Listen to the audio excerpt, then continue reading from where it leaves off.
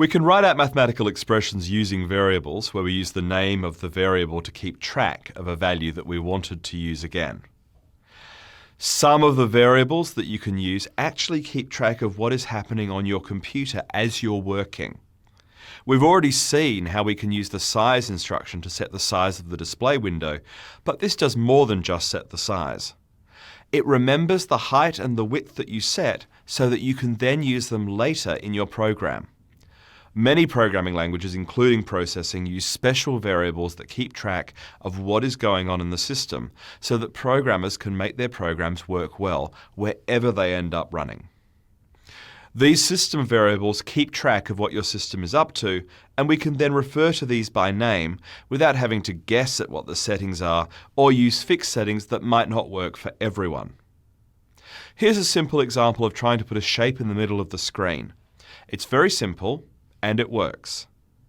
However, here we have hard-coded this program so that it will only work properly for a screen that has been set to a width of 200 and a height of 200. If we move to a different size screen, or the user wanted a different size display window for any other reason, this wouldn't work.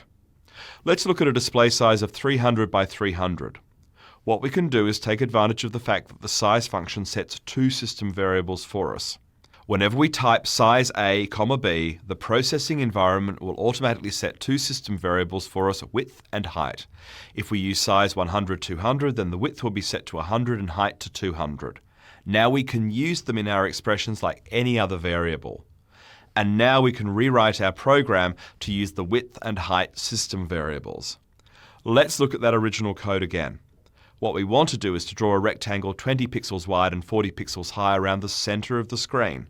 We've put a number in to do this for the width by dividing the real width 200 by 2 and then taking a little bit off to fit in the rectangle. We can now write this as an expression using width and height. Let's change that last line. And now this works for whatever we change the size to. But what happens if we don't use size to set the width and the height? Well, we know we still get a display up on the screen because the system will use 100 for both width and height when we don't tell it to do anything else. And in this case, both the width and the height system variables will be set to 100. System variables make it easier for programmers to work out where their programs are running and how they look to people. This allows us to make our code look that little bit smarter, and it allows us to run the same piece of code in more places without having to rewrite it.